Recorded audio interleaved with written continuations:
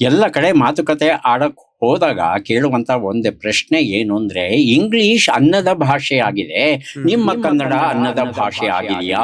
ಆದ್ರೆ ಹಿಂದಿಗೆ ಎಷ್ಟು ಆದ್ಯತೆ ಕೊಟ್ಟರು ಅಷ್ಟು ಆದ್ಯತೆವನ್ನ ಕನ್ನಡಕ್ಕೆ ಕೊಡ್ಲಿಲ್ಲ. ಅದು ಬೇಸರ ಆಗ್ತಾ ಇದೆ. ನಾವೆಲ್ಲ ವಿದ್ಯಾರ್ಥಿಗಳಾಗಿರ್ಬೇಕಾದ್ರೆ ನಮಗೆ ಹೇಳ್ಕೊಟ್ಟಿದ್ದು ಅದು ರಾಷ್ಟ್ರ ಭಾಷೆ ಅಂತ. ಖಂಡಿತ ರಾಷ್ಟ್ರ ಭಾಷೆ ಅಲ್ಲ ಹಿಂದಿ. ಆದ್ರೆ ತ್ರಿಭಾಷಾ ಸೂತ್ರ ತಂದ್ರು, ನಮ್ಮವ್ರು ಒಪ್ಕೊಂಡ್ರು. ಕನ್ನಡಿಗರು ಜಾಗೃತರಾಗಲಿಲ್ಲ ಅಂತ ಹೇಳ್ತಂದ್ರೆ ಮುಂದೆ ಕಷ್ಟ ಇದೆ. ಇಲ್ಲಿ ಸಮಸ್ಯೆ ಏನು ಅಂದ್ರೆ, ಕನ್ನಡಕ್ಕೆ ಶತ್ರುಗಳು ಯಾರಪ್ಪ ಅಂದ್ರೆ ಕನ್ನಡಿಗರೇನೆ, ಮತ್ತು ಯಾರೂ ಅಲ್ಲ. ಕನ್ನಡಿಗರು ಜಾಗೃತರಾಗಲಿಲ್ಲ ಅಂತ ಹೇಳ್ತಂದ್ರೆ ಮುಂದೆ ಕಷ್ಟ ಇದೆ. ಇಲ್ಲಿ ಸಮಸ್ಯೆ ಏನು ಅಂದ್ರೆ, ಕನ್ನಡಕ್ಕೆ ಶತ್ರುಗಳು ಯಾರಪ್ಪ ಅಂದ್ರೆ ಕನ್ನಡಿಗರೇನೆ, ಮತ್ತು ಯಾರೂ ಅಲ್ಲ. ನಿಮ್ಗೆ ಗೊತ್ತಿರುತ್ತೆ ಅಂದ್ರೆ 1968ರಲ್ಲಿ ಬಹುಶಃ ತ್ರಿಭಾಷಾ ಸೂತ್ರ ತರ್ತಾರೆ ಗವರ್ನಮೆಂಟ್ ಎಜುಕೇಶನ್ ಸಿಸ್ಟಮ್ ಅಲ್ಲಿ. 3 ಲ್ಯಾಂಗ್ವೇಜ್ಗಳನ್ನ ಕಡ್ಡಾಯವಾಗಿ ಎಜುಕೇಶನ್ ಸಿಸ್ಟಮ್ ಅಲ್ಲಿ ಓದ್ಬೇಕಾಗಿದೆ ಅಂತ. ಆಗ ತಮಿಳ್ನಾಡು ಅದನ್ನ ರಿಜೆಕ್ಟ್ ಮಾಡತ್ತೆ. ಅವರು 2 ಲ್ಯಾಂಗ್ವೇಜಸ್ ಡೈಮೆನ್ಷನ್ ಮಾತ್ರ ಒಪ್ಕೊಳ್ತಾರೆ, 3 ಲ್ಯಾಂಗ್ವೇಜ್ ನ ಪದ್ಧತಿಗೆ ಒಪ್ಕೊಳ್ಳಲ್ಲ. ಅದು ಎಲ್ಲೋ ಒಂದ್ ಕಡೆ ನಮ್ಮ ಯೂತ್ ಅಥವಾ ಯಂಗರ್ ಜನರೇಷನ್ ಕನ್ನಡವನ್ನ ನಿರ್ಲಕ್ಷ್ಯ ಮಾಡೋದಕ್ಕೆ ಕಾರಣ ಆಯ್ತು ಅಂತ ನಿಮ್ಗೆ ಅನ್ಸುತ್ತಾ? ತಮಿಳಿಗರಿಗೆ ಅವರ ಭಾಷೆಯ ಮೇಲೆ ಸ್ವಾಭಿಮಾನ ಮತ್ತು ಭಾಷಾಭಿಮಾನ ಜಾಸ್ತಿ ಆಗೋದಕ್ಕೆ ಅವ್ರು ತಗೊಂಡಂತಹ ನಿರ್ಧಾರ ಕಾರಣ? ಭಾಷಾಭಿಮಾನಕ್ಕಿಂತ ದುರಭಿಮಾನವೇ ಹೆಚ್ಚು. ಒಂದ್ಸಲ ಚೆನ್ನೈಗೆ ಹೋದಾಗ ಈ ವಿಳಾಸ ಎಲ್ಲಿ ಬರುತ್ತೆ ಅಂತ ತೋರಿಸಿದ್ರೆ ಇಂಗ್ಲಿಷಲ್ಲಿ ಕೇಳ್ತಂದ್ರು ಉತ್ತರ ಕೊಡ್ಲಿಲ್ಲ. ಯಾರು ವಿದ್ಯಾವಂತರೂ ಕೊಡ್ಲಿಲ್ಲ ಇಂಗ್ಲಿಷಲ್ಲಿ. ಕೊನೆಗೆ ತಮಿಳಲ್ಲಿ ಕೇಳಿದಾಗ ಹೇಳಿದ್ರು. ನಾವೇನ್ ಮಾಡ್ತೇವೆ, ನಮಗೆ ಗೊತ್ತಿಲ್ಲದೆ ಇದ್ರೂ ಅವ್ರದ್ದೇ ಭಾಷೆಯಲ್ಲಿ ಹರ್ಕೊಂಬರ್ಕೋ ಭಾಷೆಯಲ್ಲಿ ಅವ್ರಿಗೆ ಹೇಳ್ತೇವೆ. ವಿಶಾಲ ಹೃದಯಗಳು. ಇದೇ ಬಂದದ್ದು ಸಮಸ್ಯೆ. 68ರ ಚಳವಳಿ ನನಗೆ ನೆನಪಿದೆ. ನಾನೇನೋ ವಿದ್ಯಾರ್ಥಿ ಆಗ. ಹಿಂದಿ ಭಾಷೆ ಬೇಡ ಅಂತ ನಡೀತು.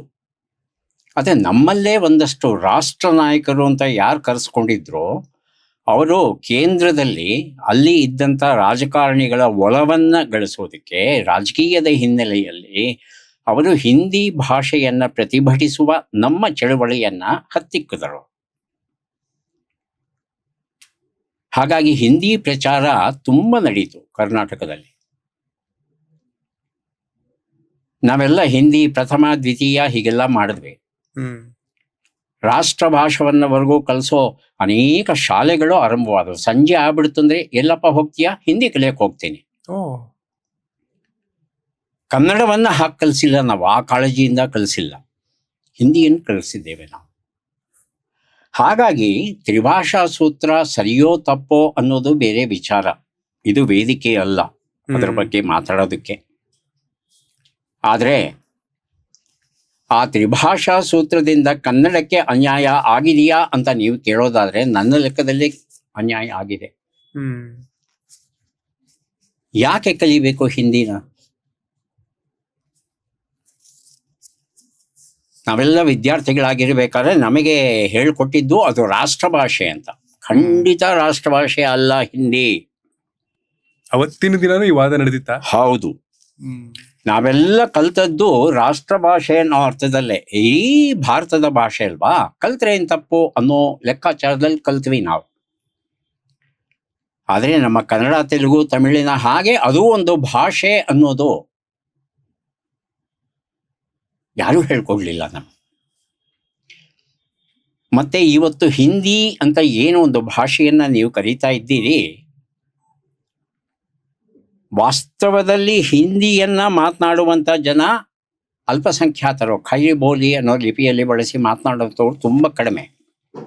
ಆದರೆ ಸುತ್ತಮುತ್ತಲೂ ಇದ್ದಂಥ ಉಪಭಾಷೆಗಳು ಏನಿವೆ, ಅದು ಮೈಥಿಲಿ ಆಗಿರ್ಬೋದು, ಅರ್ಧಮಾಗಧಿ ಆಗಿರ್ಬೋದು, ಮತ್ತೊಂದು ಭೋಜ್ಪುರಿ ಆಗಿರ್ಬೋದು, ಅವೆಲ್ಲ ಹಿಂದಿಗೆ ಸಮೀಪದಲ್ಲಿ ಇದ್ದಂಥ ಭಾಷೆಗಳಿತ್ತಲ್ಲ, ಅವನ್ನೆಲ್ಲ ಸೇರಿಸ್ಬಿಟ್ಟು ಒಟ್ಟಿಗೆ ಒಂದು ಹಿಂದಿ ಅನ್ನೋ ಒಂದು ಹೆಸರನ್ನ ಕೊಟ್ಟು ಸಂಖ್ಯಾ ದೃಷ್ಟಿಯಿಂದ ನಾವೇ ಭಾರತದಲ್ಲಿ ಪ್ರಥಮರು ಅಂತ ಅವರು ತೋರಿಸ್ಕೊಂಡಿದ್ದಾರೆ.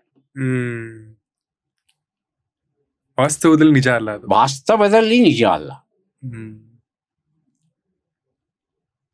ಆ ಲೆಕ್ಕಕ್ಕೆ ಭಾರತದಲ್ಲಿ ಜನಸಂಖ್ಯಾ ದೃಷ್ಟಿಯಿಂದ ಯಾರು ತುಂಬಾ ಇದ್ದಾರೆ ಅಂದ್ರೆ ಬಂಗಾಳಿಗಳು ಬರ್ತಾರೆ, ತೆಲುಗು ಬರ್ತಾರೆ.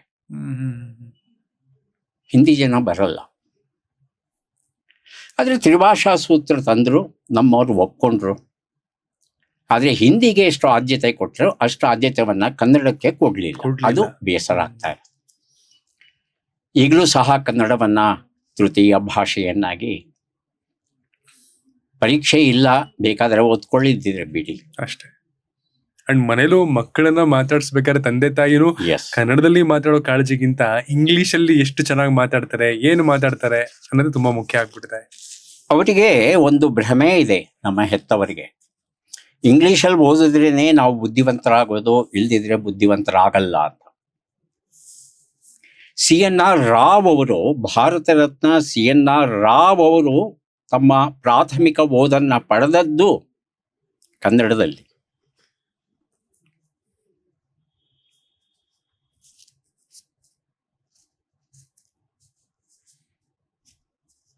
ಹಾಗಾಗಿ ಇಂಗ್ಲಿಷನ್ನ ಓದಿದವರೆಲ್ಲ ಬುದ್ಧಿವಂತರು ಅನ್ನೋ ಮಾತನ್ನ ಒಪ್ಪಲ್ಲ. ಮತ್ತೆ ಏನಾಗೋಗಿದೆ ಹೆತ್ತವರಿಗೆ ಅಂದರೆ, ಇವತ್ತಿನ ಸ್ಪರ್ಧಾತ್ಮಕ ಪರೀಕ್ಷೆಗಳಲ್ಲಿ ಇಂಗ್ಲಿಷ್ ಭಾಷಾ ಜ್ಞಾನ ಇದ್ದರೆ ಎಲ್ಲೋ ಒಂದು ಕಡೆ ಕೆಲಸ ಸಿಗುತ್ತೆ. ನಾವು ನಮ್ಮ ಕನ್ನಡ ಭಾಷೆಯನ್ನ ಇಂಗ್ಲಿಶಿನಷ್ಟೇ ಸಮೃದ್ಧವಾಗಿ ಬೆಳೆಸೋದಕ್ಕೆ ಪ್ರಯತ್ನ ಪಡಲಿಲ್ಲ. ಎಲ್ಲ ಕಡೆ ಮಾತುಕತೆ ಆಡಕ್ಕೆ ಹೋದಾಗ ಕೇಳುವಂತ ಒಂದೇ ಪ್ರಶ್ನೆ ಏನು ಅಂದ್ರೆ, ಇಂಗ್ಲಿಷ್ ಅನ್ನದ ಭಾಷೆ ಆಗಿದೆ, ನಿಮ್ಮ ಕನ್ನಡ ಅನ್ನದ ಭಾಷೆ ಆಗಿದೆಯಾ?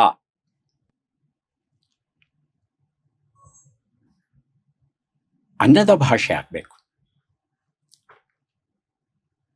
ನಾನು ಇಂಗ್ಲಿಷ್ ವಿರೋಧಿ ಅಲ್ಲ, ಇಂಗ್ಲಿಷ್ ಬೇಕೇ ಬೇಕು ನಮಗೆ. ಇಂಗ್ಲಿಷನ್ನ ಒಂದು ಭಾಷೆಯನ್ನಾಗಿ ಕಲಿಸಿ.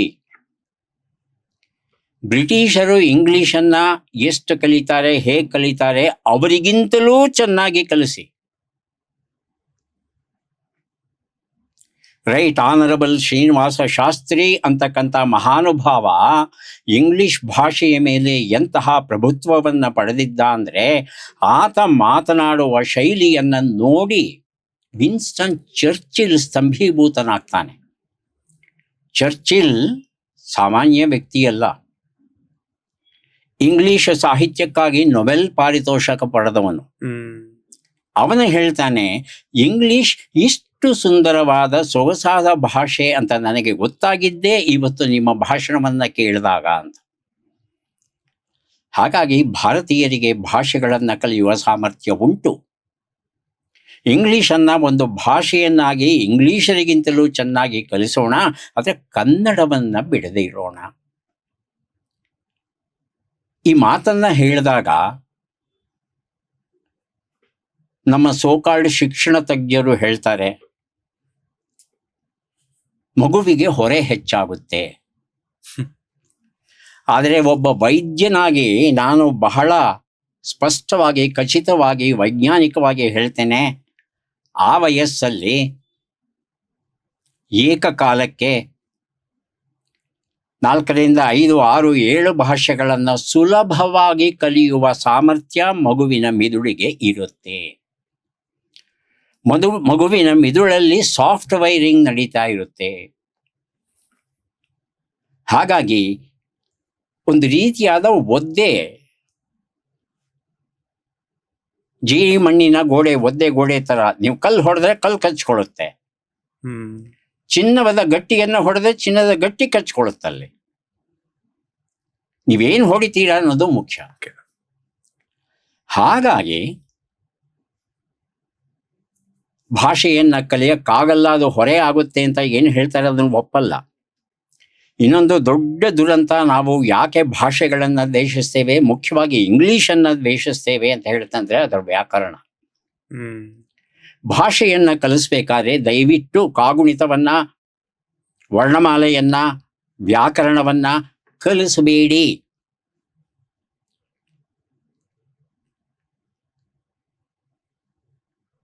ಕಾರ್ಖಾನೆಯಲ್ಲಿ ಕೆಲಸ ಮಾಡೋದಕ್ಕೆ ಪಕ್ಕದ ರಾಜ್ಯದಿಂದ ಬಂದಿರ್ತಾರೆ, ಅವನಿಗೆ ನಾನು ವ್ಯಾಕರಣ ಕಲಿಸ್ಲಾ? ಅವನಿಗೇನು ಮಾಡ್ತೇನೆ, ನಾನು ಸಣ್ಣ ಪುಟ್ಟ ವಾಕ್ಯಗಳನ್ನು ಹೇಳ್ಕೊಡ್ತೇನೆ. ನಿನ್ನ ಹೆಸರೇನು, ತಿಂಡಿ ಆಯ್ತಾ, ಊಟ ಆಯ್ತಾ, ಮನೆ ಎಲ್ಲಿದೆ, ಹೀಗೆ ದಿನಬಳಕೆಯ ಒಂದು 100 ವಾಕ್ಯಗಳನ್ನ ಕಲಿಸ್ಕೊಟ್ಬಿಟ್ರೆ ಅವನ ದೈನಂದಿನ ಬದುಕಿಗೆ ಎಷ್ಟು ಬೇಕೋ ಅಷ್ಟು ಸಿಕ್ಬಿಡುತ್ತೆ ಅವನಿಗೆ. ಆಮೇಲೆ ಅವನು ಕನ್ನಡ ಭಾಷೆಯನ್ನ ಕಲಿಯೋದ್ರಿಂದ ನನಗೆ ಅನುಕೂಲತೆ ಇದೆ, ಕೆಲಸಗಳು ಸರಾಗವಾಗಿ ಸುಲಭವಾಗಿ ನಡೆಯುತ್ತೆ ಅಂತ ಗೊತ್ತಾದಾಗ ಒಂದಷ್ಟು ಕಲಿಯೋಕೆ ಪ್ರಯತ್ನ ಪಡ್ತಾನೆ. ಅದಾದ ಮೇಲೆ ಸಣ್ಣ ಪುಟ್ಟ ಕಥೆಗಳನ್ನು ಹೇಳಿ, ಹಾಡುಗಳನ್ನು ಹೇಳಿ, ಸ್ಪರ್ಧೆಗಳನ್ನು ಏರ್ಪಡಿಸಿ ಏನು ಬೇಕಾದರೂ ಮಾಡಿ. ಆದರೆ ದಯವಿಟ್ಟು ಅಕ್ಷರಗಳನ್ನು ಕಲಿಸ್ಲಿಕ್ಕೆ ಹೋಗಬೇಡಿ. ಮಕ್ಕಳಿಗೆ 6 ವರ್ಷ ಆಗೋವರೆಗೂ ಸಹ ಏನು ಬರ್ಸ್ಬಾರ್ದು. ಬರೀ ಮಾತಾಡಬೇಕು, ಹಟ್ಟೆ ಹೊಡಿಬೇಕು, ಕತೆ ಹೇಳಬೇಕು, ಕುಣಿಬೇಕು, ಹಾಡಬೇಕು. ಭಾಷೆಯನ್ನ ಲೀಲಾಜಾಲವಾಗಿ ಬಳಸುವ ಸಾಮರ್ಥ್ಯವನ್ನ ಮಕ್ಕಳು ಕೊಡಬೇಕು ನಾವು. ಆಮೇಲೆ ಬರ್ಸ್ಬೇಕು. ಯಾಕೆ ಅಂತ ಹೇಳ್ತಂದ್ರೆ ಐ ಹ್ಯಾಂಡ್ ಬ್ರೈನ್ ಕೋಆರ್ಡಿನೇಷನ್ ಬಹಳ ಮುಖ್ಯ. ಬರೀಬೇಕು ಅಂತ ಹೇಳ್ತಂದ್ರೆ ಹೊಂದಾಣಿಕೆ, ಕಣ್ಣುಗಳು, ಕೈಗಳು ಮತ್ತು ಮಿದುಳು 3ರ ನಡುವೆ ಒಂದು ಪಕ್ಕಾ ಹೊಂದಾಣಿಕೆ ಇದ್ದಾಗ ಬರೆಯೋದು ಸಿದ್ಧಿಸುತ್ತೆ ಮಕ್ಕಳಿಗೆ. 3 ವರ್ಷಕ್ಕೆ 4 ವರ್ಷಕ್ಕೆ ನೀವು ತಿದ್ದಕ್ಕೆ ಶುರು ಮಾಡ್ತಂದ್ರೆ ರೇಗೋಗ್ಬಿಡುತ್ತೆ ಮಕ್ಕಳಿಗೆ. ಇನ್ನು ಶಿಕ್ಷೆ ಕೊಟ್ಟಿದ್ದಾರೆ ನನಗೆ ಬರೆಯೋದಿಕ್ಕೆ ಅಂತ. 1ರಿಂದ 10ರವರೆಗೆ ಬರ್ ತೋರಿಸಿದ್ದೀನಿ ನಾನು, ಮತ್ತೆ ಅದ್ರ ಮೇಲೆ ತಿದ್ದು ಅಂತಾರಲ್ಲ, ಯಾಕೆ ತಿದ್ದಬೇಕು? ಅದು ಮಕ್ಕಳ ಸರಳ ಪ್ರಶ್ನೆ. ಹಾಗಾಗಿ ವರ್ಣಮಾಲೆಗಳನ್ನ, ಅಂಕೆಗಳನ್ನ, ವ್ಯಾಕರಣವನ್ನ ಕಲಿಸದೆ ಭಾಷೆಯನ್ನ ಲೀಲಾಜಾಲವಾಗಿ ಬಳಸೋಕೆ ಅಗತ್ಯವಾದ ಏನೇನು ಮಾಹಿತಿ ಇದೆಯೇ ಎಲ್ಲವನ್ನೂ ಕೊಡಿ. ಹಾಡಿಸಿ, ನಾಟಕ ಮಾಡಿಸಿ, ಕತೆ ಹೇಳಿಸಿ. ಹೀಗೆ ನೀವು 2-3 ಭಾಷೆಗಳಲ್ಲಿ ಸಂಪರ್ಕ ಬಂತು ಅಂದರೆ ಕಲಿಯುತ್ತೆ. ಉದಾಹರಣೆಗೆ ನಾನು ನನ್ನ ಬಾಲ್ಯದಲ್ಲಿ ನಾನು ಇದ್ದಂಥ ಪ್ರದೇಶದಲ್ಲಿ ಕನ್ನಡಿಗರು ಇದ್ದರು, ತೆಲುಗು ಜನ ಇದ್ದರು.